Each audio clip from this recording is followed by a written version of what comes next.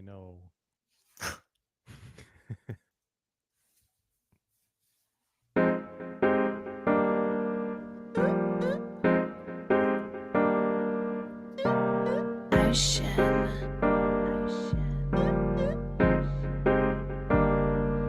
I feel like a locomotive, sipping, drinking Arizona. Mixtape just around the corner, did a lot in California. Can't wait to drop this on you. Yeah, they gon' have fun with that. Smash like Songam, and my songs gon' break through like a running back. Hello and welcome back to the podcast that is always up to speed with Formula One. It is Thursday, May 12th, May 13th. I don't know, I've forgotten. Anyways, welcome back to the show. Mark Daly, Mark Hamilton, here to recap all the latest news from around Formula One.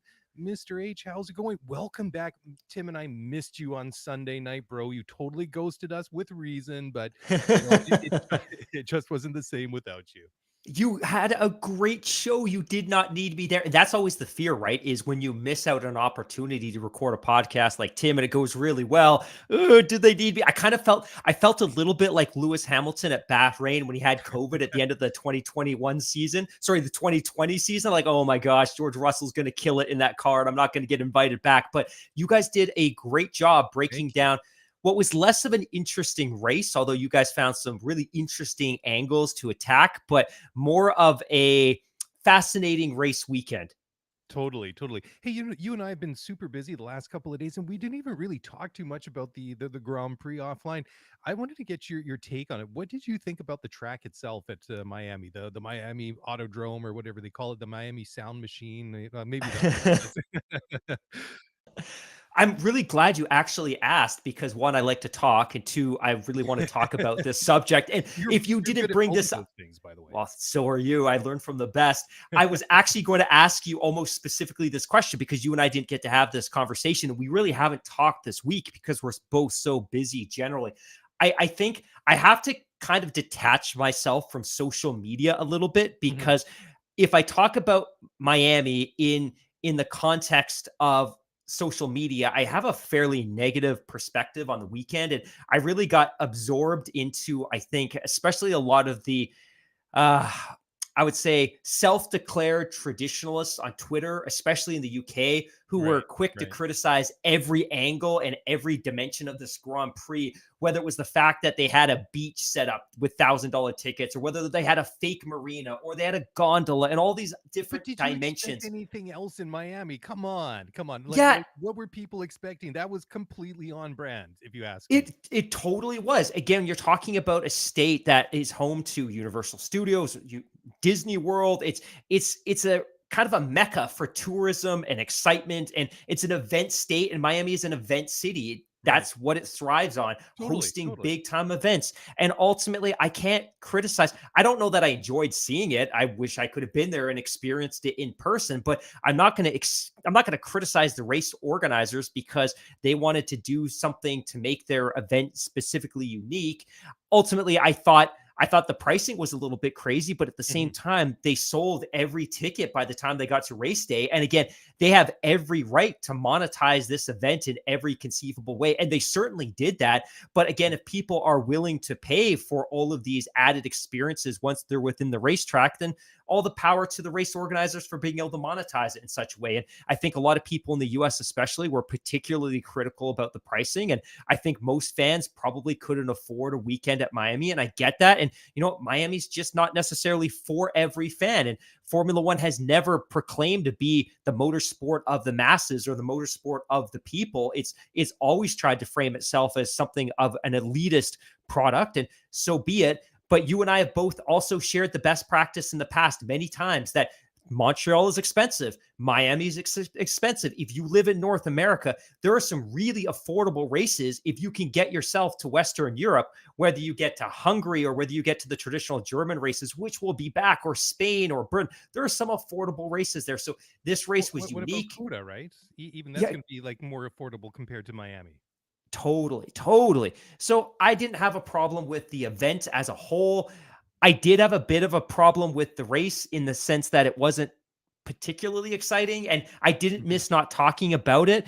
But ultimately, I can't criticize the track because I feel like I feel like the track designers did a pretty good job of building a track with what they had to work with, right? They didn't have a blank canvas. So I can't blame the race organizers, and I can't blame the track designers because they were forced to build a track in the outskirts of a football stadium and circuit. Like, I feel like it wasn't bad. It wasn't bad. I didn't like the aggregate. It was a learning experience. They're probably going to resurface the track, maybe learn some lessons from Jeddah, which seems to have a perfect aggregate regardless of time of day or temperature.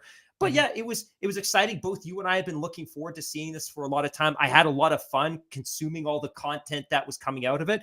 I just can't be particularly critical. It just wasn't a super exciting race. Yeah, it's funny too because I couldn't help but think is that the longer that race went on, I kept thinking, this race really needs a safety car. Yes, I just assumed we'd see many of them, and we I didn't. know. I know, and it was funny too because I was chatting with there's a bit of a Twitter exchange between myself and I forget who it was.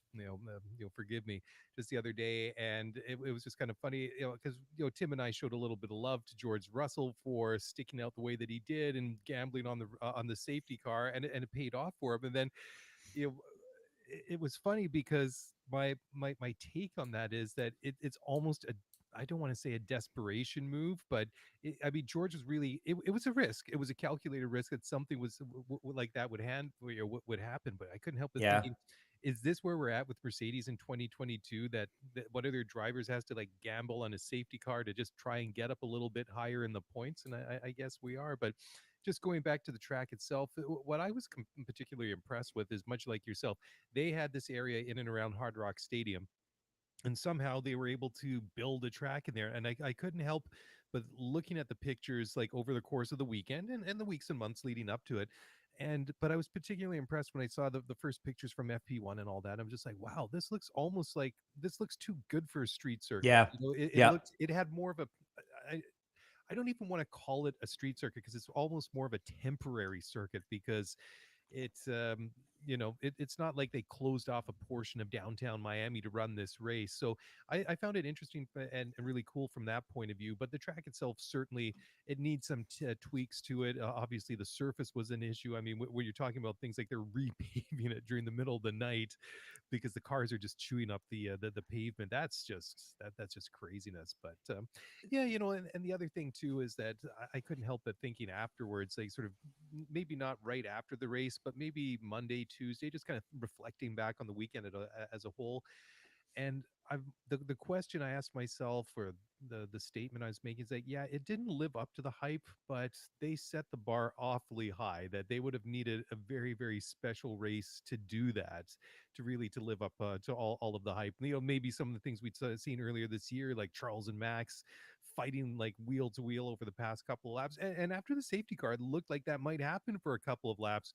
And then ultimately, it just sort of came down to that if Charles can get close enough, and he sort of got within DRS range there with a couple of laps, it's just like, if he can do it, he's going to get one chance, and that chance never came. And then, I think he finished, what was it, about 3.5 seconds off Max in the end. You can just tell he just knew that it wasn't going to happen. So, but it was what it was. It was good for what it was, and hopefully next year that they can make some improvements, and the product on the track will match up with all the hype off the track. Let's put it that way.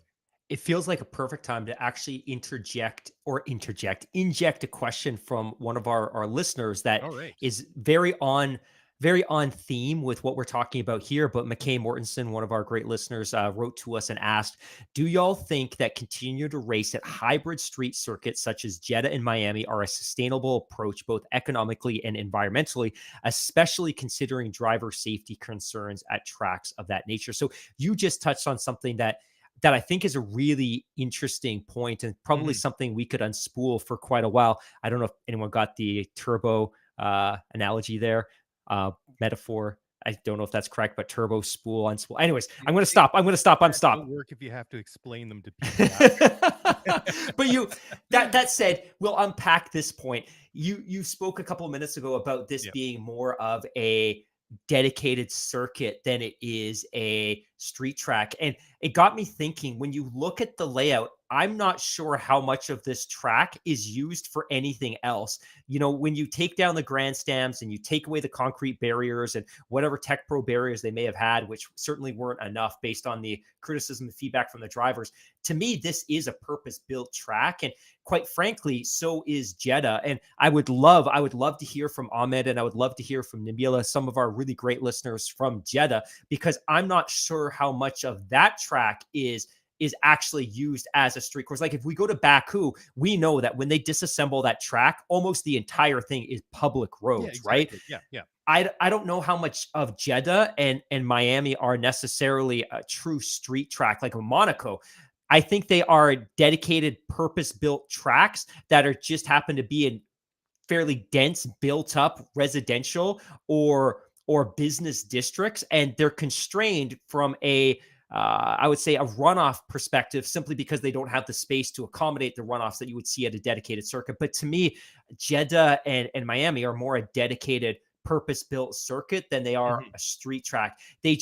They're unique. So maybe calling them a hybrid is appropriate. But I think that what we're seeing is in Jeddah and I think in Miami, these are very economically sustainable tracks. We obviously know that the race organizers, Saudi Aramco in particular, are paying $50 million a year for that race to go ahead in Jeddah. And I think it's going to gain momentum in the coming years and be a very successful event. And I think based on what we've seen this year, that unless something catastrophic happens to the popularity of Formula One in the United States, I think there's certainly going to be room for Miami to thrive on the calendar. In terms of environmentally, I think that's a much, much more complex question, but I don't think it's necessarily.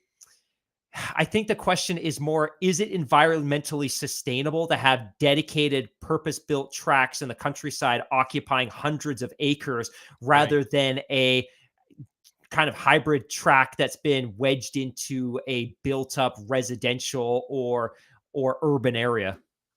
What do you Well, think? yeah, that's a great point because I mean, remember what was it last year or was it 2 years ago? I mean, there was talk about building a new track. Was it near Rio de Janeiro? And that Right. they were going to cut down acres and acres of trees, Right. and there was like a lot of criticism about that. So, I mean, obviously the existing circuits that have been built would be grandfathered in, but I mean, just as somebody that works in land development, I mean, there are all sorts of considerations that need to be taken into account. From it doesn't matter if you're building a single family home to townhouses to condos to towers or big industrial sites. I mean, that whole perspective has changed. I mean, people expect more, people and society expect better, and it's not an easy question. I mean, people want to see sustainability, people want to see responsible stewardship, and people want to see things done properly. So I mean, I I mean, I don't want to say that we won't see any new tracks. I mean, we've got a couple that are in the pipeline. Obviously, the one in Russia, that's probably not going to happen anytime in the Good.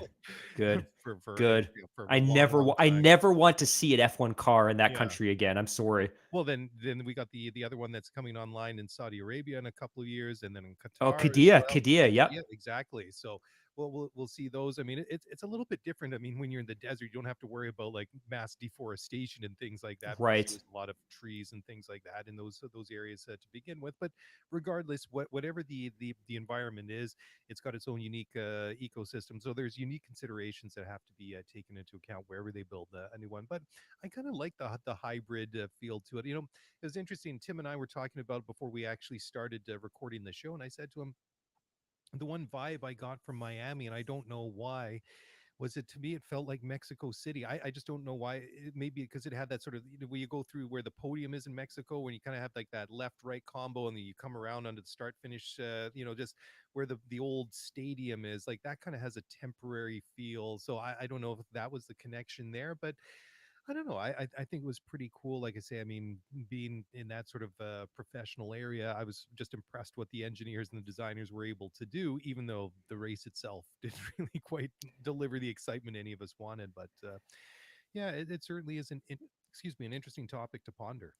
A couple of weeks ago, one of our listeners on Twitter reached out and actually asked a question about the potential for a new race in Western Canada. And I think it was Juan Solo. And his question was, F1's growing in popularity, and we're Mhm. seeing all these new races being added in the US and Miami and Las Vegas. Is there the possibility of seeing a new track or a new event in Western Canada? And my answer to that is it'll never, ever happen. You can't even I get don't Formula E off the ground here, so totally. I don't think a country of 40 million people like Canada has enough of an economic corporate base to Mhm. sustain a second event. But I think the second piece is where would you put the track and how would you deal with the opposition? So if you look at Western Canada, if you were to build a track, to your point, you're either going to have to deforest an area to which you would get massive uproar from residents and from people within the province and environmentalists, or you would have to spend public funds making it happen, or you would have to move into agricultural reserves. Mhm. So I think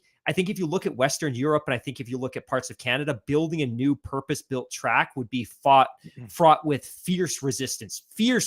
I think to your point in Yeah. the Middle East, especially where there's significant land and the environmental impact is less, I think there's probably going to be less opposition. But I don't think Zandvoort ever gets built in 2022. In fact, No. it's fighting opposition today. I don't think Spa gets built today. I don't think Silverstone gets built today. And I think, in a sense, to your earlier point, they're kind of grandfathered in because there's some historical legacy there. The tracks are built, they're paid off, they're privately owned, privately financed for Yep. the most part. But I don't see a lot of new purpose built tracks getting built in liberal democracies in 2022.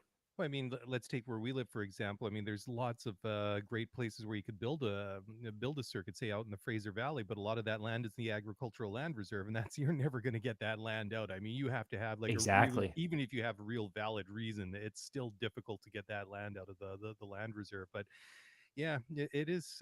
It's fascinating to see where it's going and what the pardon me, the Did you have expectations for fun though? society are. Because ultimately F1 is entertainment. It's supposed to be fun. Did you have fun watching that race weekend? I did, yeah. I mean, there was a lot going on. Like I say, I got to one point in the race that it needed something to happen. It needed that safety car because some of the things that were happening were kind of far and few between. And you could make the argument that it was, I don't want to say an artificial way to kind of sort of group the pack together, but it certainly added a bit of excitement. It was interesting to see Carlos and Checo fighting it out, and then Charles got interested for several laps there, and it added a bit of spiciness to the last, say, dozen laps or so of the race. So it was just unfortunate because Gasly was just kind of like wandering all over the place and then collected poor Lando, and that was it. But fortunately, there was no damage really done other than to the cars themselves and to egos. But it certainly it delivered something when the race desperately needed it. One of the criticisms that I've had for F1 for many years is I don't like that the sport feels the need to trot out celebrities in an effort to validate its desire to be in the public eye and to be a part of the public conversation. Like I kind of got it, what, 5, 6, 8, 10 years ago, especially at Hmm. American events, that you would try to build up the prominence of your own event, or I would say add legitimacy to your event by incorporating celebrities into the proceedings. I felt it was a little bit nauseating last year at Coda, and I'm a Megan the Stallion fan. I didn't need to see her on the grid as part of that grid walk. Like, Well, if you Martin want to Brundle be there didn't and want to you're a see her fan, there either after what happened. totally.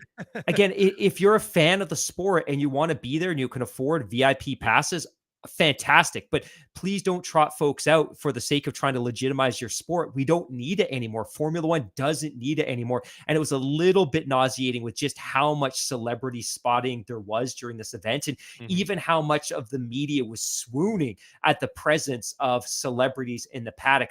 Guys, this is Formula One is itself the absolute pinnacle of global motorsports, and the Totally. drivers themselves are global celebrities. We don't need to be fawning at the fact that there's some B-list movie star or Oh, come A-list on now, American come on. athlete in the paddock. You didn't feel a little bit of excitement when they wheeled out Jean-Claude Van Damme during the Did course of they? no, Oh man, I I didn't see that. no, I'm just making that up, but I hope that actually didn't happen, but I feel like we've beaten Miami to death. I do too. I do too. Well, why don't we take a quick break and a little bit earlier than usual, and then we'll come back and we'll start going through some of the news. So don't go away. After this whole break, we'll go further. And that was about the most awkward dismount I ever did. So we'll leave it there. Back in a moment, guys.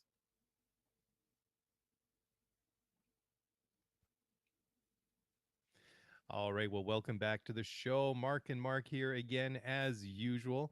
You look good tonight, man. I was kind of worried about you there last week. I mean, you just going into the show, you didn't look your normal upbeat self. I mean, you really struggled through last week. So I'm glad to see you all 100% again. Yeah, it was just, I could tell you soldiered through. It was admirable. It You're was very putting my business in the streets, son. Hey, there was no hiding it. You know how many times I had to edit out of that show last week, but no, I uh, didn't. Yeah. Well, all the complaints about like the audio levels on YouTube is like, guys, this is the best that we got for YouTube. It's just, it is what it is. Definitely. Anyhow. Yeah. And that's a good point, right? Because we want to encourage people to watch the YouTube stream, especially live. But anyone that goes back and revisits it later, you're getting a raw, uncut interpretation. You're getting sniffles and all because we're broadcasting that in real time. The Yeah. audio that we put into the podcast, we can go back. We never edit anything out. Like what you're hearing is the conversation Yep. uncut, but we Exactly. have the opportunity to go out and edit out blank space and mouse clicks and things like that just to make it a little bit more professional. But Yep. I assure you, and this is one of the things that I'm really proud about, is the shows that we put out are uncut. We don't go and edit segments. We don't Nope. go and edit ums. It is as it comes out of our mouth. Exactly. It's what they call live to tape, and that's one of the fun things that I find about doing this show with you is because what you see is what you get. I mean, we put an outline together. Right. You do, and you do a great job of it. But then we go through, go through all these different talking points, and you never really know what you're going to get because nothing is scripted. And it's just like sometimes, oh, I wonder how he's going to react to this, and how he's going to react to that, and I wonder where this discussion is going to lead us. But it's always good fun. But hey, before we get into the news itself, let's just hit a couple of other things. Let's just go over the driver standing, the 2022 Formula One World Championship. Charles Leclerc still on top with 104 points, followed by Max Verstappen from Red Bull with 85, Sergio Perez with 66 points, George Russell quietly has slid into fourth place in the Drivers' Championship with 59. Carlos Sainz, after his third place in Florida last week, now on 53 points, showing a little bit of interest in the championship again. Well, he was always interested. He just had a couple of really bad races where he maybe raced 2 laps in 2 races. Anyways, that's a different story. And then Lewis Hamilton rounding out the top 6. Got to throw Lewis in there. It just isn't the same if we didn't leave him out there, even though I said I was going to do the top 5. Lewis currently on 36 points. Over on the constructors championship side, Ferrari 157 points, Red Bull 151. So that, for all intents and purposes, level. And that's not a big lead in the championship, especially at this point in the season by any means. Mercedes third with 95, McLaren fourth with 46, and then Alfa Romeo rounding out the top 5 with 31 points. And then the fastest lap award. I thought this one was kind of interesting. So the first 3 races through Bahrain, Saudi Arabia, and Australia, fastest lap award went to Charles Leclerc of Ferrari. And then the last 2 races in Imola and Miami, fastest lap went to Max Verstappen. Okay, Mark, let's go over to this is a topic I think that you can really identify with, and this is the wearing of bling and the jewelry. I don't want to call it scandal. Is it a debate? It's definitely an issue. What's the right way to describe this A situation? conversation, It's a conversation. a crisis.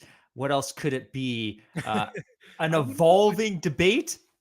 I love it. That is perfect. I wasn't going to go quite like crisis is a little bit too dramatic, but was it evolving conversation? Is that what you said? I Yeah, an forgot evolving now. conversation, an I evolving I like it. conversation. I like it. I S- like it. I I kind of want to kick the conversation off actually with a tweet, and I shouldn't say actually. So my 4-year-old, by the way, has discovered the word actually. So every third word is actually. So actually, Baba, for dinner, actually, I would like pizza. Actually, like so, There is it's an found its way. actually It kid out there. Like, go and look it up on YouTube. There was a kid one time. He got, I don't know, was it like a state fair somewhere yes, in yes, I know Pennsylvania? the one. Yeah, that was like about the cutest thing ever. That was adorable. Yeah. So here's a tweet from Will Buxton, and this is probably the best way to kick off this conversation. And I quote, in full knowledge, Hamilton's fans will disagree. This feels like a strange hill to plant your flag on. Lewis and Merck called on the FIA to apply the rules to the letter. The new racing director is doing that. You don't get to choose which rules you want to follow, end quote. So what Will is speaking to here is this evolving conversation amongst the teams, the drivers, the race directors, and the FIA about the fact that this long-standing rule in the ISC, the International Sporting Code, which prohibits certain types of jewelry from being worn in race, in practice, in qualifying is now going to be enforced. So a couple of Mhm. races ago, we go into Australia. The FIA, through the race director, comes forward and says, hey, we have this rule in the ISC, the International Sporting Code, prohibiting the wearing of jewelry during a race. We are now going to start enforcing this. We're going to enforce it because it's about safety. Now, again, it's been in the rule book since 2005. For all we know, it has never, ever, ever been enforced. For Mhm. most of the drivers on the grid is not particularly problematic because for most of them, they don't wear any or a lot of jewelry. Now, the actual rule itself, if you look at the ISC Section 5, wearing of jewelry, the wearing of jewelry in the form of body piercing or metal neck chains is prohibited during the competition and may therefore be checked before the start. Now, the interesting thing about this is rings are not included. And until a few days ago, neither were watches. So body piercings, neck chains were banned. Rings and watches were not banned. In fact, when Roman Grosjean had his crash in Bahrain a couple of years ago, he was actually wearing his wedding ring. Hmm. So it's being conjured up as a bit of a controversy because there's a couple of drivers in particular that are pushing back against this ban. So initially, Lewis Hamilton, obviously, if you've seen him in the paddock, he does wear jewelry. He has earrings, he has a nose stud, and a couple of other drivers have come forward and are objecting to this. So it sounds as though Lewis actually was given a two race exception. So initially, when he was challenged and when the FIA challenged the drivers and the teams to adhere to this rule, he took his earrings out. He stated that, hey, I can't myself take my nose stud out. It's not something I can do by myself. So they gave him a two race exception to address this. It now sounds as though he's going to push back and he isn't going to adhere to this. Meanwhile, Hmm. another young driver, Mr. Gasly, wears a cross on a chain around his neck, and he too is pushing back, stating that it should be his right whether he wants to compromise his personal safety or not. So we have this bubbling controversy between the FIA, the drivers, and the teams and Formula One. And of course, all of this has spilled out into public, and there's been accusations, Sebastian Vettel being one of them, suggesting that this seems somewhat targeted, especially towards Lewis Hamilton. So on the one hand, it's a weird thing for the FIA to drive that this is one of the things that they want to go after. That if this was Yeah. important to them, why couldn't this be a conversation between them and the drivers and the teams in the offseason? So this could be resolved behind closed doors. Why allow this to spill out into public in season and become a distraction?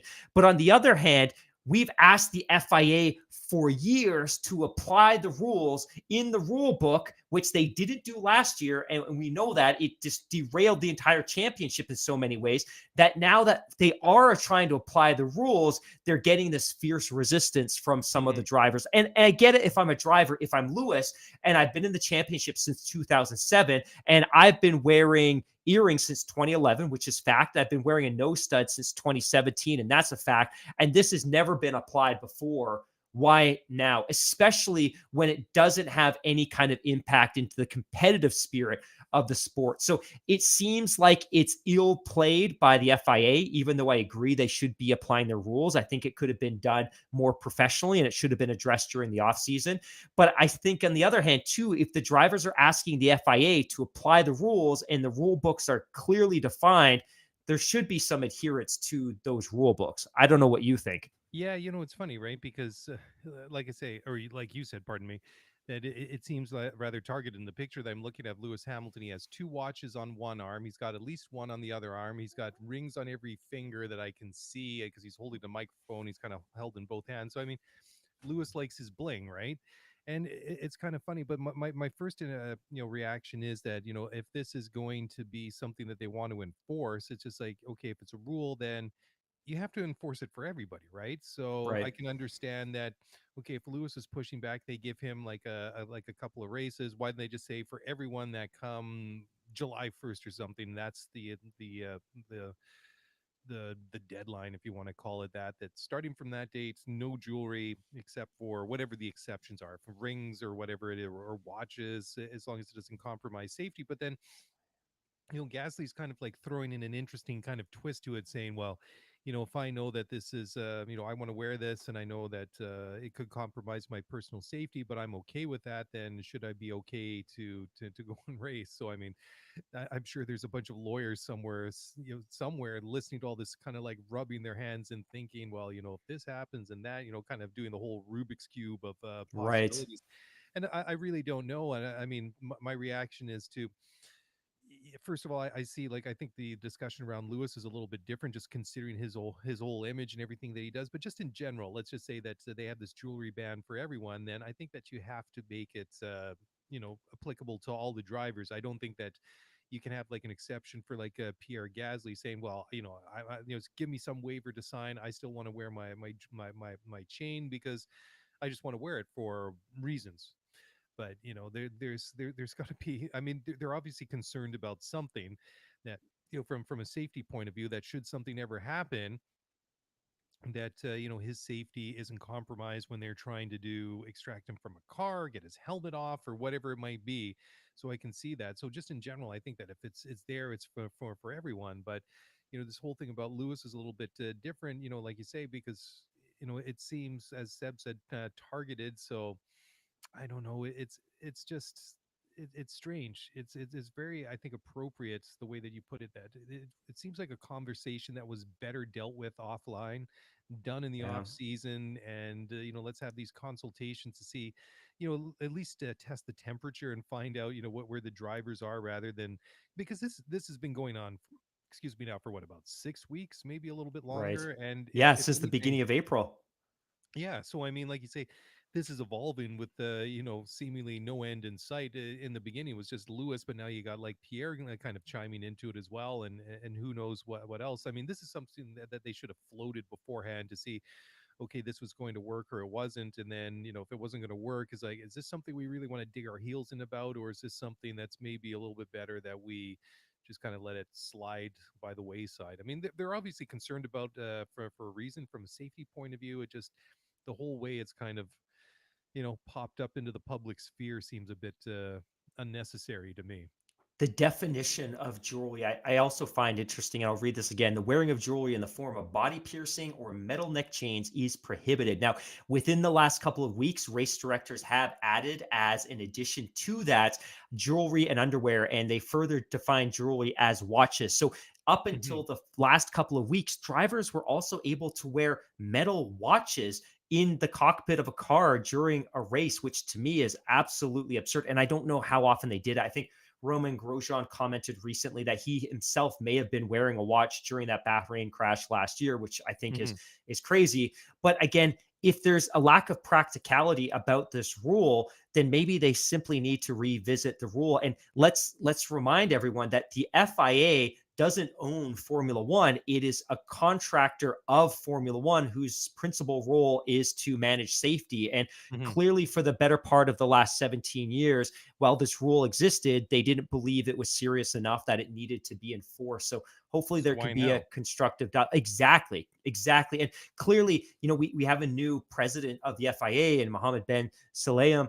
And I think he came in and he probably paid particularly close attention to what had happened at the end of the championship last year. And he probably watched the way that Jean Todt was running the show. And I think he's coming in and he wants to be a much more proactive, effective, uh, custodian of the safety side of the sport. And he's probably looking at the rule book. And I think, as it's been stated before, he's going through the rule book and he's asking his race directors, are these rules being enforced? Yes, no. And if the answer is no, he's asking them to enforce them. And I think what had happened is, as the season began, he was going through the rule book and he comes across this one. Hey, is this rule being enforced? And they probably came back and said, no, openly, this rule has never been enforced. And he's like, well, if it's in the rule book, if it's in the International Sporting Code, we need to enforce this rule. But to your point, maybe this is one of those things that should have happened in the offseason, so they could have had a constructive dialogue with the drivers, so this type of thing doesn't spill out into the public during the season. Yeah, it just seems better served that if they're going through it, just the bullet points or going through each one of the sections of the ISC and just wondering, okay, well, is this being enforced? Is this isn't it? You think it would have been a little bit, what do you want to call it? A little bit less clumsy if they maybe engaged the services of some consultant to maybe go through Yeah. each one of the points of the ISC and to decide, okay, well, this is relevant, this isn't. Maybe we should consider a rewrite of the ISC and then and take it from there, or rather than this kind of like enforce it all or don't enforce anything. So it's just in kind of a slow news week. I mean, we like last week we had like the big news Don't that say that. People WT. are going to tune out. You're not Well, they supposed to say that. Podcasting 101. well, then I was going to tease that we got something really good coming up, but now I killed it, so we might as well just keep it going early tonight. But yeah, it's just it is one of those things. I lost my train of thought, so why don't we just go on to the the next Perfect one? timing. Yeah, so the next one is interesting because it's been a while since we've actually had a chance to really talk about this. And so Michael Andretti is he's encouraged by receiving some direction in Miami, and this is something that we talked about it at length last summer. Obviously, there was that whole story about Andretti Motorsport trying to buy Sauber Alfa Romeo, and ultimately, of course, that didn't go anywhere. And then it kind of popped up several months later that they were prepared to make the big jump and finance the Formula One team themselves and start one up from scratch. And then it's kind of quietened down in the last, what would you say, 2.5 months, something like that. So this is kind of interesting that it should pop up again. So obviously, Michael Andretti was going to be at the race this past weekend, and so yeah, do you want to take this a little bit further, Mark, and tell us what Yeah. exactly happened with Michael in Miami? So Michael Andretti, part of the Andretti family, he of course himself raced in Indy. He raced for a short period of time in Formula One in the early 90s. His dad, Yeah, of course, won the McLaren. 1970. Yeah, his dad, of course, won the 1978 Formula One World Championship. So there's no question that racing and motorsports is in his DNA and is in his family's DNA. Last year, he led a group that made a effort to purchase Sauber, and either the purchase price that they were hoping to pay wasn't sufficient, or the percentage of, I would say, control that they were going to have over the team wasn't what they would consider acceptable given how much financial outlay they were hoping to make. It happened. So that, all of that said, it didn't happen. The Sauber purchase fell apart. So now they've been working to explore other opportunities to get into the sport. So a couple of months ago in February, they sent papers to the FIA indicating that they are hoping and they fully intend to put a Formula One team on the grid, that they'd had negotiations with Renault, that their car would be Renault power unit equipped. So, of course, Hmm. they would be working closely with Laurent Rossi and the Alpine team. So they felt they were in a good position to bring a team to the grid. The other thing they were willing to do was pay a $200 million dilution fee. So when the most recent Concord agreement was struck, which was back in 2020, which remarkably was almost 2 years ago, there was a clause put in the Concord agreement indicating that if an 11th or 12th team was to join the grid, they would have to pay a $200 million dilution fee, which would be Wow. split amongst the 10 existing teams. And the reason for that being that if you add another team to the grid, you devalue the amount of money that the existing teams extract from the prize fund. So, hey, we have to split our money 11 ways as opposed to 10, or 12 ways as opposed to 10 or 11. So this team would have to pay $200 million. In the context of 2020, in the context of the pandemic, that didn't seem like an insignificant amount of money. And Michael Andretti is coming forward saying, hey, we've got a plan to build a factory. We are going to be an American-based team. We're going to run Renault power units, and we're willing to pay the $200 million. The FIA has basically iced him out and has stated, we've got more important things to deal with right now. And with the exception of McLaren and Alpine, surprise, surprise, the 8 other teams on the grid have no desire and have no energy to entertain a new team at this point. And their explanation being fundamentally that $200 million split 10 ways is $20 million, which means nothing to us. When we're getting $150 million from a crypto sponsor, or when we're getting $100 million sponsor from an American tech company like Mhm. Salesforce, $20 million as a one-time fee from a new entry means nothing to us. And what Toto and what Christian have been arguing is that if we're going to add another team to the grid, It can't be a team that's simply going to come and, like a mosquito, suck financial resources out of the sport without giving anything back. That if we're going to allow an 11th team onto the grid, they need to expand the financial value of the sport. They need to add more value. So, hey, it's not us giving up a portion of the proceeds from the prize fund, but it's us earning more because you're bringing so much value to the sport. And Toto Wolff and Christian Horner simply aren't convinced that Andretti's team would be capable of doing that. And their perspective is one, that it would simply suck money away from us that we deserve because we've invested hundreds or billions of dollars into our infrastructure and our factories to be a competitive Formula One team. And we're not willing to give up our prize money to an unknown team that's joining the grid for that paltry $200 million. The other piece of this, is that Liberty, who's obviously the owner, sees professional sports and they see Formula One through the lens of the NFL, Major League Baseball, and the NBA. And they believe that Formula One teams themselves should be worth a ton of money. And we've heard Lawrence Stroll talk about the fact that his expectation is that a Formula One team should be worth $1 billion. And I know that seems absurd and people get really uppity when I say that, but an NHL expansion team is worth $700 million, and there's 32 of those. And the global appeal of the NHL is very small relative to Formula One. So it's not unreasonable to say that a Formula One team should be worth $1 billion. So if you suddenly allow a team onto the grid for $200 million, that significantly devalues all of the other teams on the grid, which works exactly against what the teams hope to achieve and what Liberty hopes to achieve. And then the final thing I'll add as well, and somebody just said this to me as we're talking, this is a really great quote from Christian Horner. And it's kind of going back to that point I made a couple of minutes ago about teams losing money and losing prize money when they add an 11th team. He says, and I quote, "Money is ultimately going to be a significant factor. I see it as a question really for the promoter, being Liberty, that if they want more teams, they're obviously going to have to dilute their share of the fund, because it would be unfair to expect the other teams to pay for the additional new entrants to come in indirectly. That's always going to be the conflict that you have." So Christian Horner, Red Bull Racing CEO, is stating, hey, Mr. Liberty, if you do want to add additional teams, you should be paying them out of your share of the benefits. So again, very high level, the Concord Agreement, it basically takes all of the operating income of the sport and it splits a portion of that towards Liberty and the shareholders, and it splits a portion of that to the teams. What Christian's saying is, hey, add more teams, but Liberty, you give up from your share, not our share. So I'm probably upsetting a lot of American fans that are really eager to see a competent American entry on the grid. I'm just not convinced this is the right way to do it, because I don't think it addresses the objectives that Formula One and the teams have for enhancing the value of the individual franchises that are already on the grid.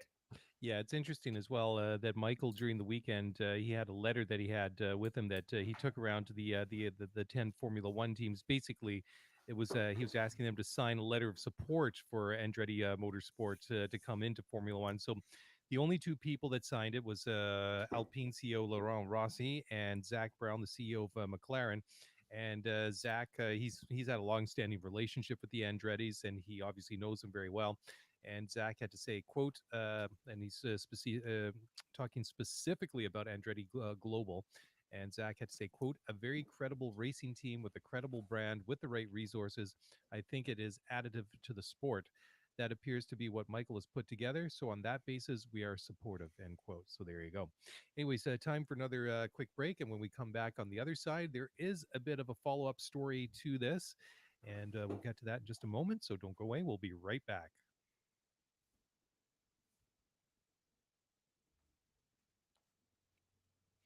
All right, guys, welcome back to the podcast. As always, up to speed with Formula One. Mark and Mark here. We were just talking before the break about Andretti Motorsports still trying to get into Formula One and their latest attempts to drum up some support in the paddock at the Miami Grand Prix last weekend. So one of the things that is a bit of a spillover from that story is that Mario Andretti is going to get to drive a McLaren F1 car at the 2022 United States Grand Prix at COTA in the fall. So that's kind of cool. Who would have thought that we'd see? How old is Mario now? I think he's in his early 80s now. 82. Yeah, isn't that 82. awesome? So he's going to be able to get behind the wheel of a Formula One car at COTA here. There's a really cool picture on Twitter of Zach Brown. I'm just looking at it right now, standing with Emerson Fittipaldi and Mario Andretti on the grid at Miami last weekend. And he struck a deal with Mario to to help him out with something that's on his bucket list, and that's to drive a McLaren Formula One car at Coda this year. That's going to be pretty cool. I wonder if Mario still got it. I mean, he raced for a long, long time. I mean, it was pretty cool to see him and Michael racing in Indy back. I mean, I don't know this is in the 90s, so I mean, that's quite a while ago, but I mean, he was still racing at a very, very competitive Yeah. level back then. I mean, it's just really, really cool to see. So did you want to take this one? I don't know. This next story, why you needed to drop this one. It's a little bit cheeky. Let's put it that way. I I'm being a was little bit silly about this one, but I think this one, for those of you that well, we're not going to share it on the live stream anyways. We don't have it teed up to share the screen or anything, but it's just one of those things that you can't unsee, and that's one of Valtteri Bottas's latest Instagram posts with the Finn sans clothing.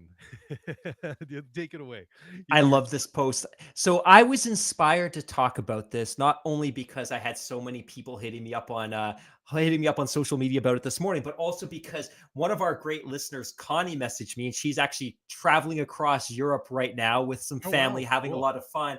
But she was dying to know what the daily, um, I would say the daily consumption of this was going to be like, what your reaction was going to be. And if you haven't seen it, Mr. Valtteri Bottas, who seems to be in a much looser, friendlier, jovial state since his departure from Mercedes. When he was with Mercedes, he seemed to be very laser focused and dialed in and working on his craft. And ever since he's been with Alfa Romeo, he seems to be as equally a competent a race car driver, but he seems to be having a little bit more fun with social media.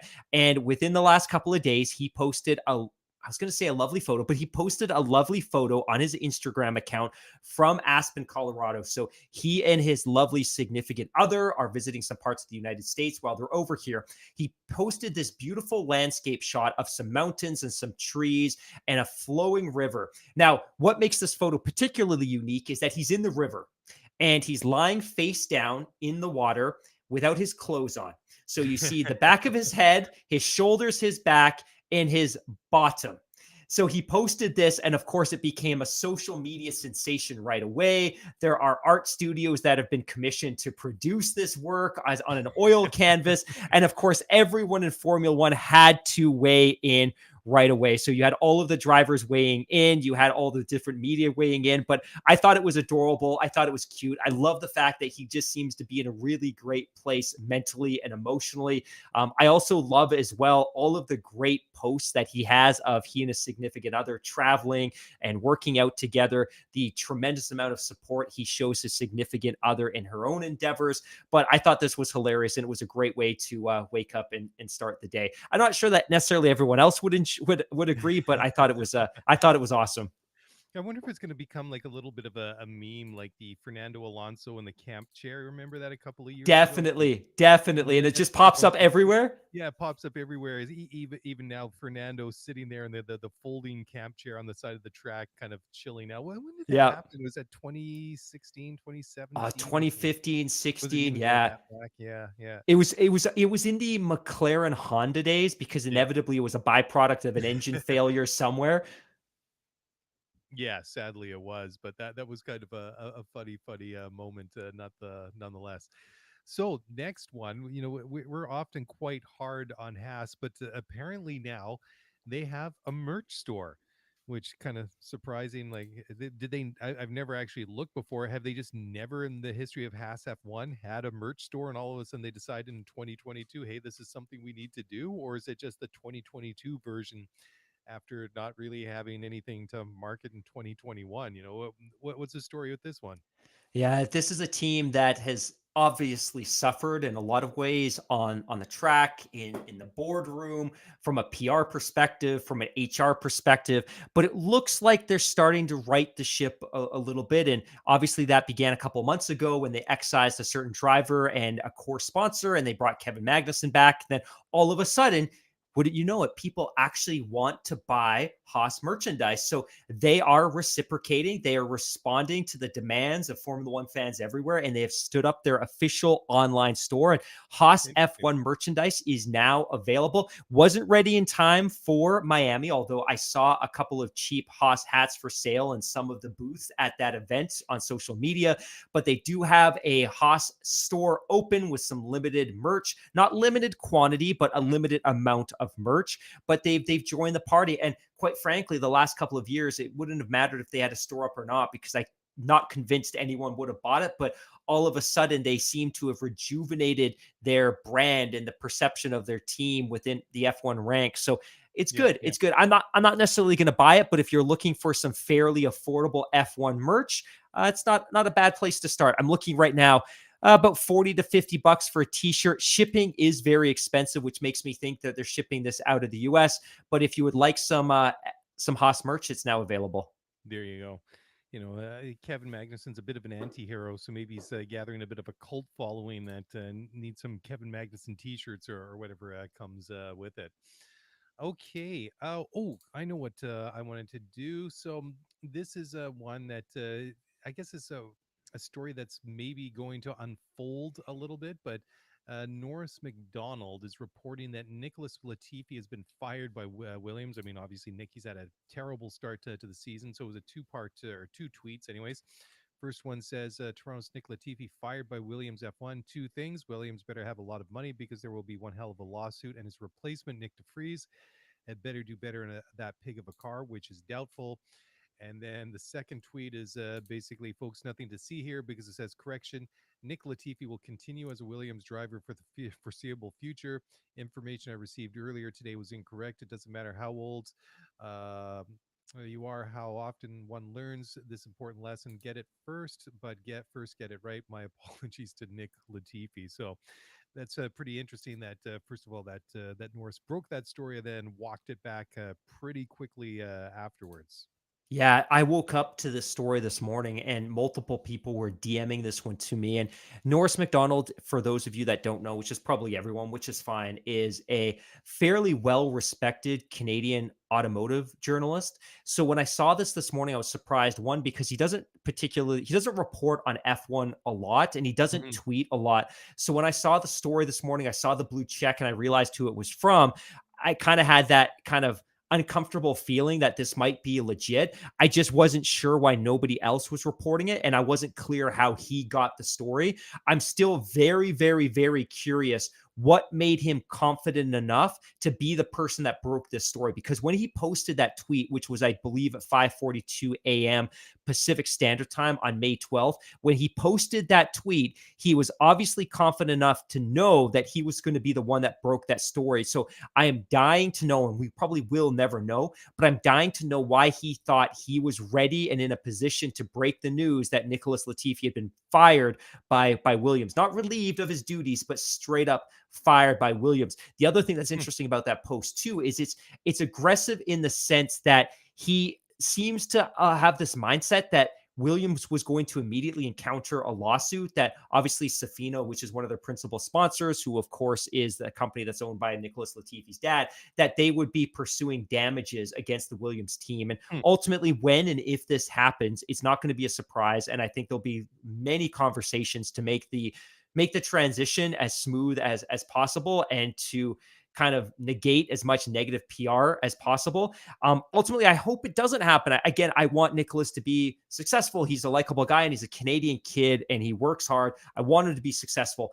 But what was ultimately super embarrassing for Norris is, just like you said, within a couple of hours. So that first tweet was at 5:42 a.m. He followed it up at 8:35 a.m. after Hmm. causing a hellstorm online because, of course, Oh, I bet. this spread like wildfire. That who's this guy breaking the story about a driver being fired when nobody else is reporting this? And for him to come back and say, correction, Nicholas Latifi will continue as a Williams driver for the foreseeable future, tells me that maybe he had a source on the inside that was just completely wrong, or he had information that he had no right to be reporting. Fascinating. But it's interesting how much damage one tweet can have in the course of a morning, in a couple of hours.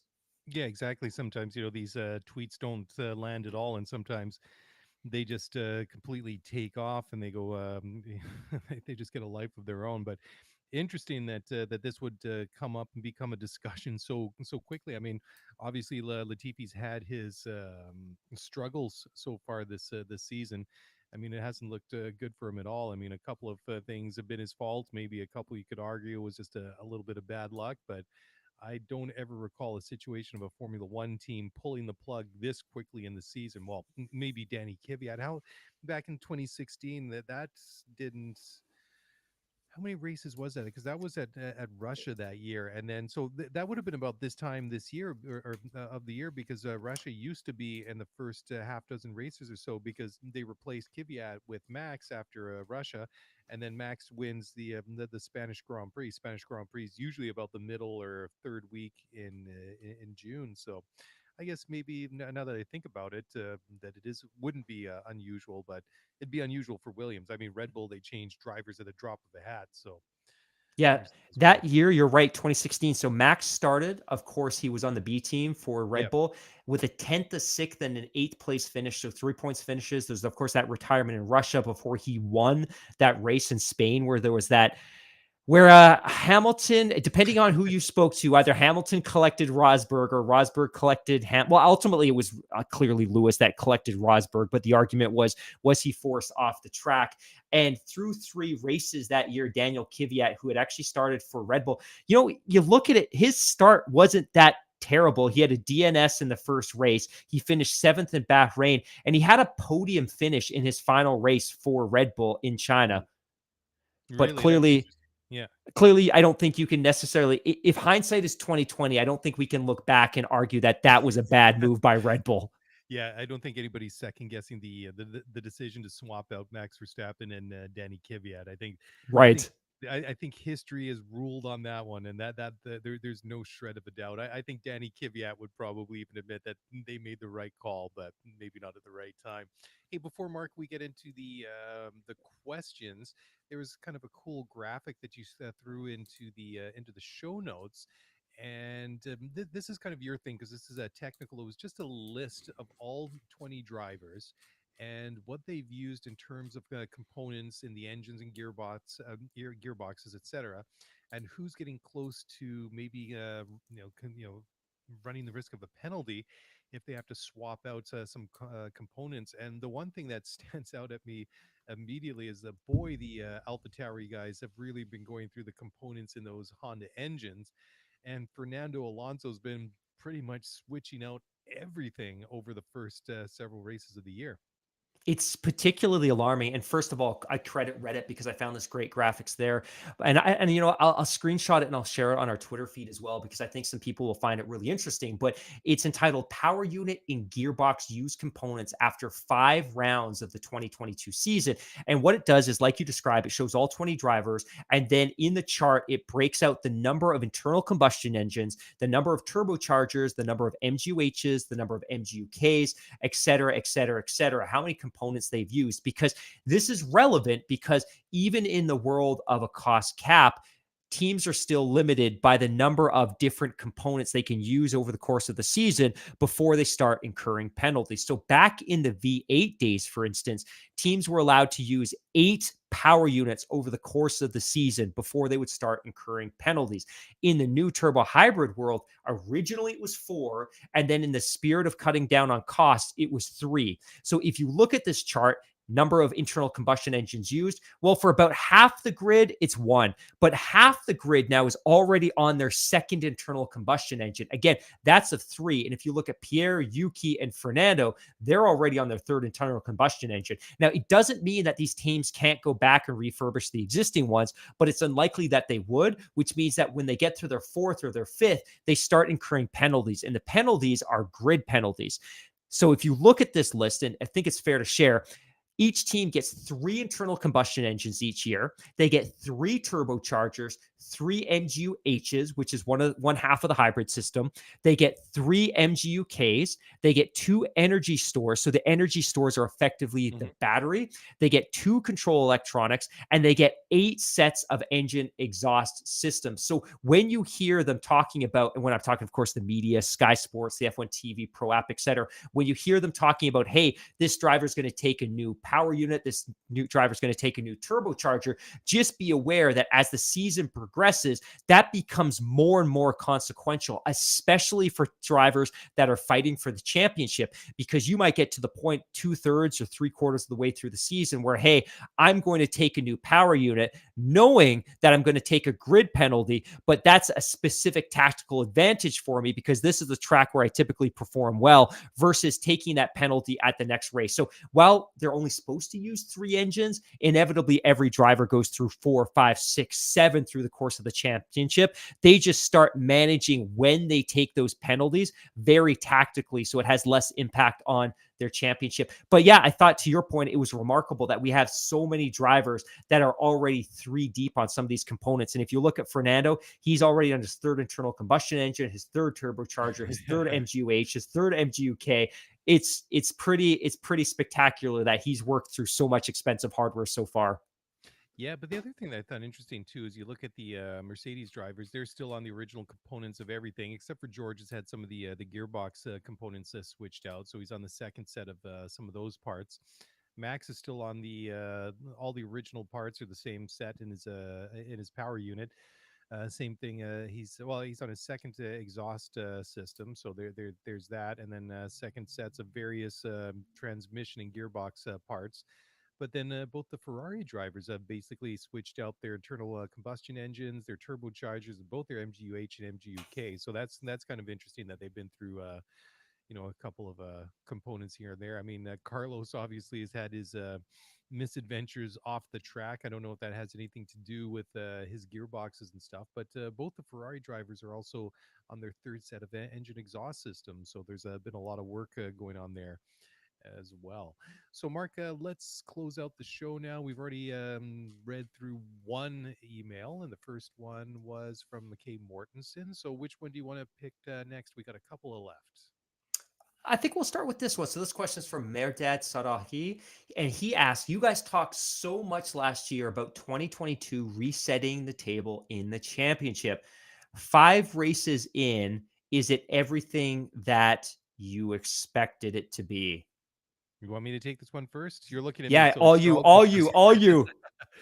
Yeah, it is interesting. I mean, after 5 races, I mean, it's obvious you can say now that the championship is settled down to where it is. So it's interesting to see that Red Bull kind of struggled a little bit through the first couple of races of the season. I mean, I'm still not 100% confident that they have the reliability that they need. Ferrari was a surprise that they came back as strong as they did. I don't think anybody expected them to be as good as they were in the first couple of races.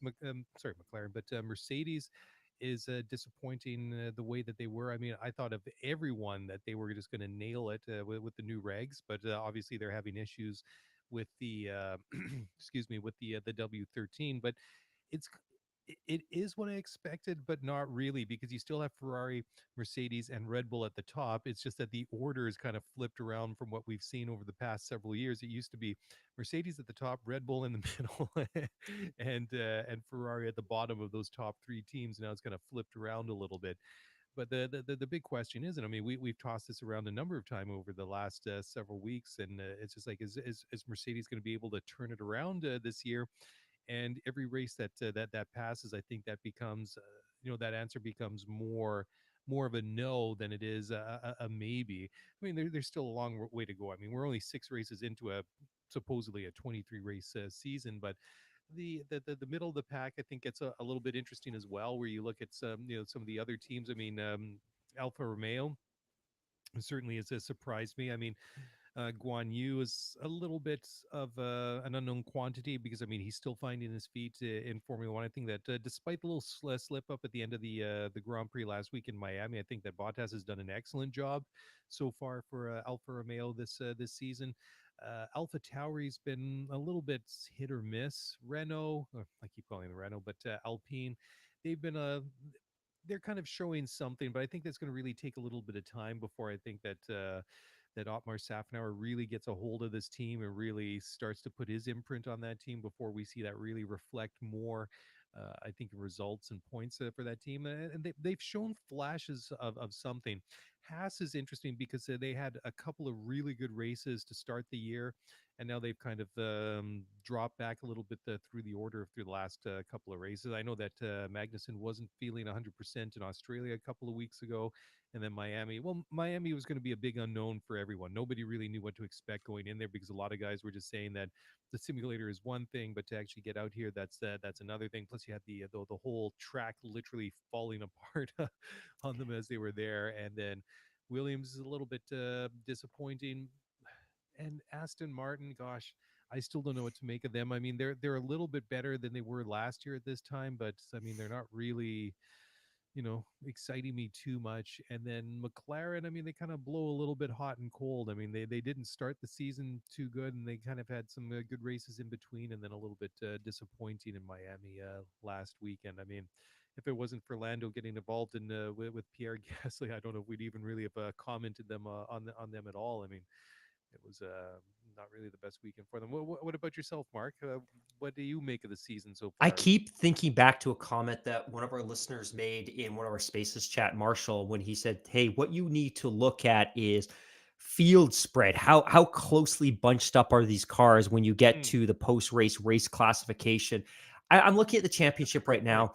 Through 5 races, we've had 2 different winners and we've had 7 different drivers on the podium. So through 5 races, 1/3 of the grid has stepped on the podium. I don't know if that's necessarily a lot different than what we've seen in prior years. I think for me, I was hoping that the field would be a little bit tighter than it has been. I mean, ultimately, I'm incredibly disappointed with Williams. I felt that Sure. with a couple years under the Dalton umbrella and all the investment that they made in the team and the fact that they could sweep away all the misfortune that was associated with their previous car and the disaster that was Patty Lowe's brief time with that team. I felt that the fresh start in 2022 with the new car was going to be productive. And, Alex Albon's been heroic pulling that car, dragging that car into 2 straight, or not 2 straight, but points finishes in 2 of the last 3 Grand Prix. I just think that team otherwise has been a horrific disaster. They should have been much more competitive. I think that Aston Martin is a horror show.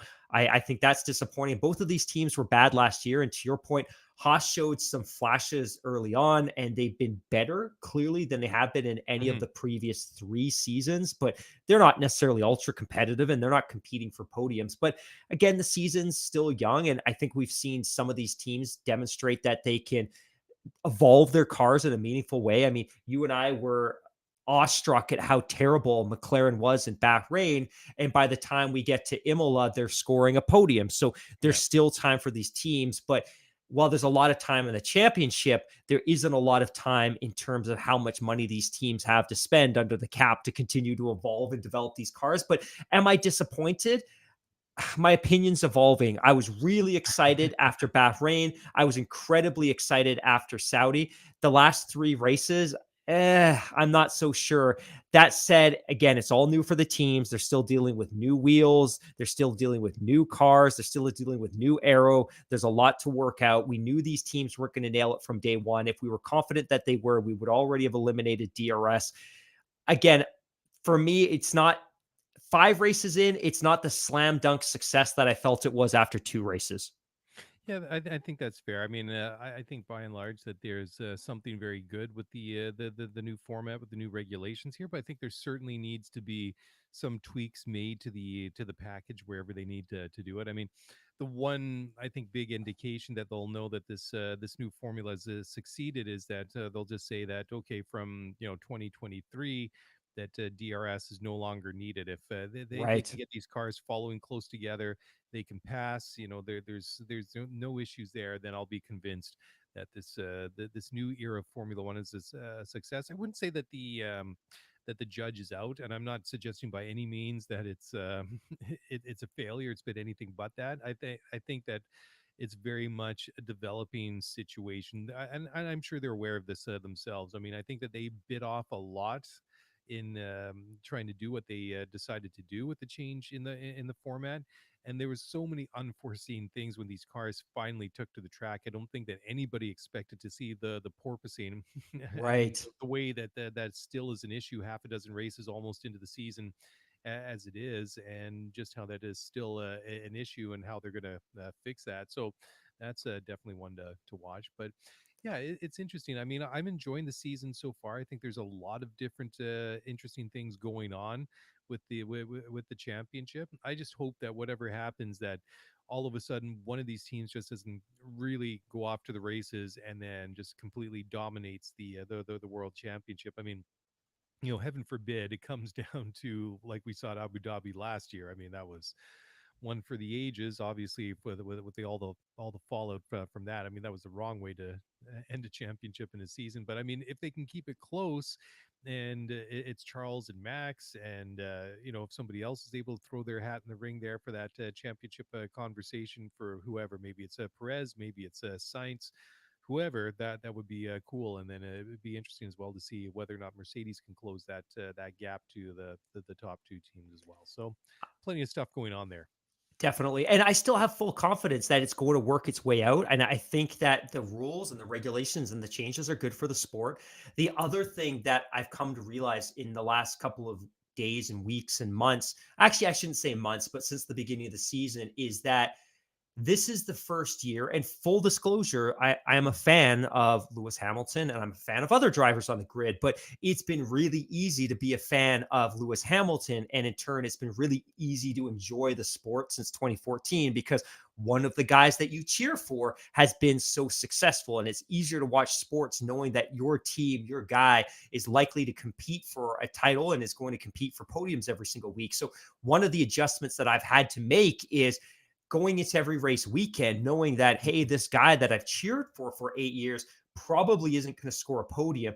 And I'm working to get back to that place where I was pre 2007 when I watched Formula One, not necessarily cheering for any specific team or any specific driver, because, cheering for a specific driver was kind of unique to me for this period of time that Lewis has been in the sport.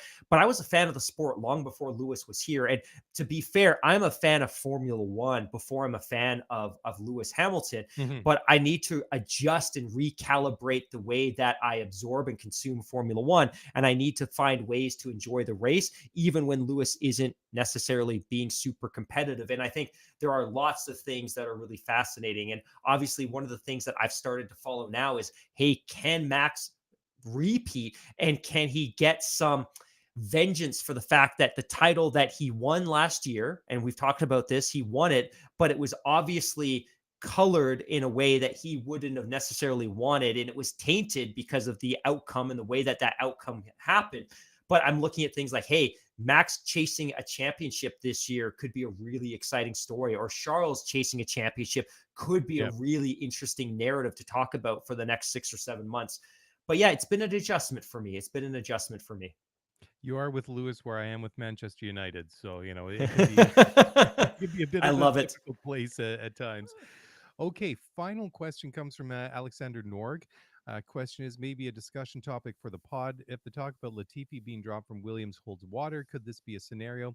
Michael Latifi ups his already big investment in McLaren Group for an exchange for a seat for Nicholas. Considering the financial struggles of McLaren, this could be a cash injection that keeps McLaren name alive and not a takeover as suggested by the VW Group. This is an interesting one because a year or two ago I might have poo-pooed this one and say, yeah, it's never going to happen. He's not going to buy his way in. But it's interesting, cost cap or not, reduced costs or not in Formula One. I mean, McLaren have obviously had issues, and I mean. And they're one of the teams that really pushed hard for this really, really low, ceiling to the cost cap. I mean, Zach Brown, going back a couple of years, I mean, he really pushed for that, saying, okay, well, we're starting at, what was it, 145 or 140, and then where they ended up, I think, was 130 million dollars. I mean, McLaren and Zach Brown really pushed for that. I mean, I don't know if there's anything really to this, but out of all the teams out there, I mean, I would say that a potential might be there just, because of the financial concerns. I mean, let's not forget that they actually sold off the the MTC as part of that whole all the problems that they've been having. I think this is a sorry. I think this is an interesting question. I don't believe that. And Alexander, thanks so much for the question. You're an incredibly loyal listener, and thank you for all the support. I don't think that this is necessarily a realistic outcome. I think Michael Latifi's investment in McLaren was an incredibly smart one. It's rumored or understood that he owns up to a quarter of that team. The balance of Wow. the organization being owned by the Bahraini sovereign wealth fund. So they've got all the financial backing they could possibly need. I think their road car division probably needs some additional outside investment to shore up the stability of that side of the business. But I think that the McLaren Formula One group is ultimately in a really great place. And I think some of the major sponsors that they've struck up agreements with in the last couple of months and in the last year have really assured their place on the grid. Now, I'm not saying for a second that they wouldn't entertain a significant cash offer from a group like Audi. I just don't think that they're in dire financial straits, to be completely honest. And I also don't believe they would necessarily be open to providing Nicholas with a seat, certainly not on the team and probably not even as a test driver. I think they've got some very specific visions for what that team is and what it should be. And I don't think that Nicholas is necessarily a part of their vision. And I don't think Zach Brown would let one of their minority owners influence the decision making around who's going to be in their seat. And ultimately, if a seat opened up or if they needed a test driver and Nicholas was the best person available, sure, you consider him. But I don't think they would consider him strictly because Michael Latifi, his dad, owns a chunk of the team. It's a great question, though.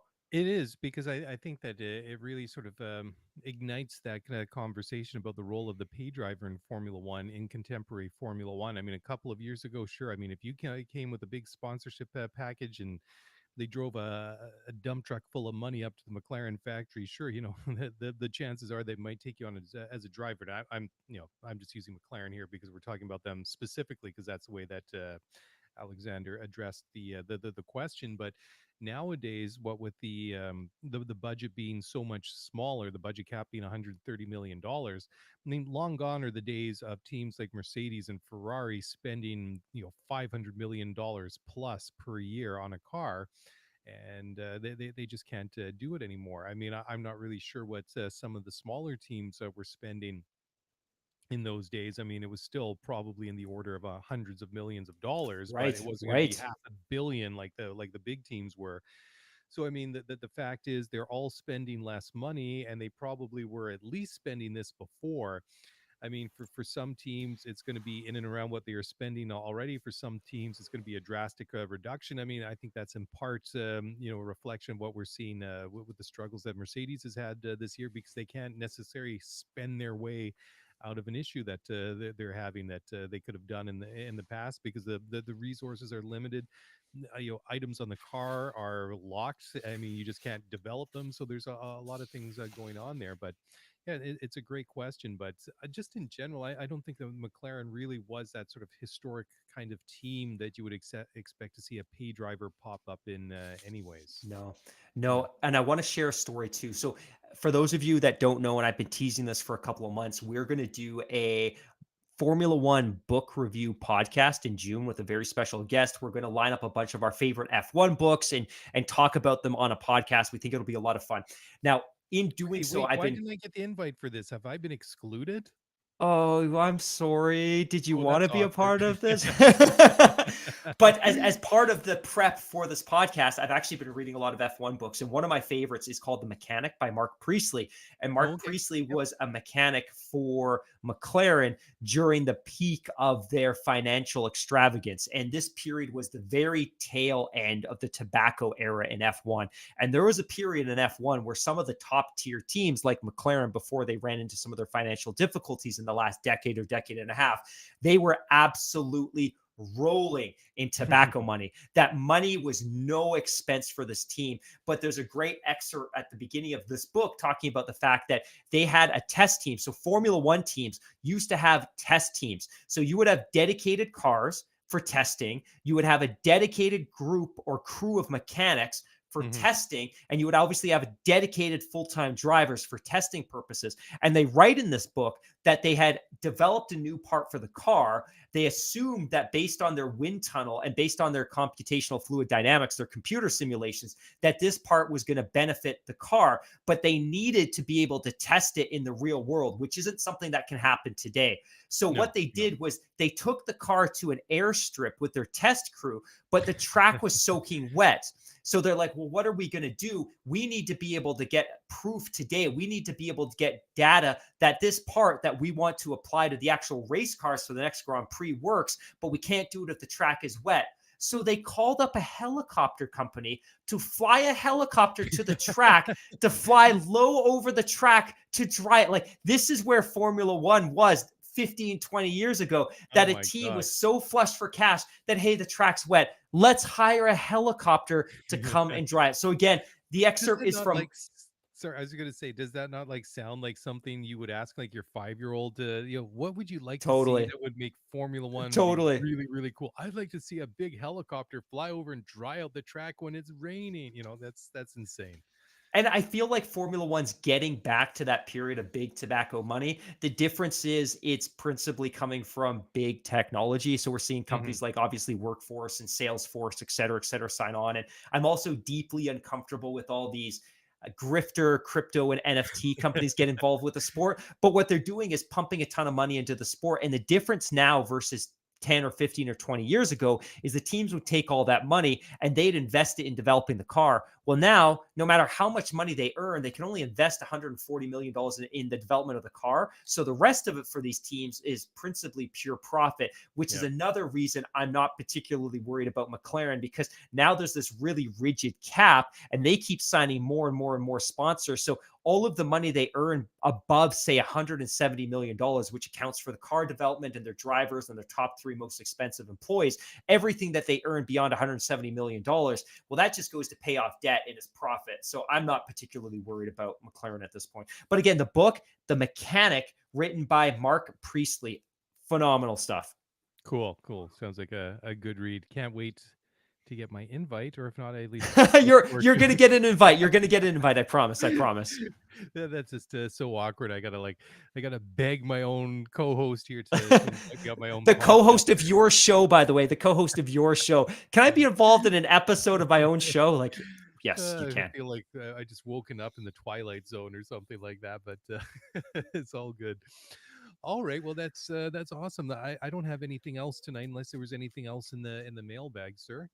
No, I think that's good. I just want to remind everyone that you recently recorded a really great interview with Tim Haraney that we're probably going to air in the next couple of weeks. A couple of Yep. weeks ago, I interviewed Amber Belkin, the fantastic young Canadian NASCAR driver. That one we're going to drop, I think, on Sunday because, of course, we Yep. don't have a Grand Prix this weekend. So in lieu of a Grand Prix, you're going to get a really great interview.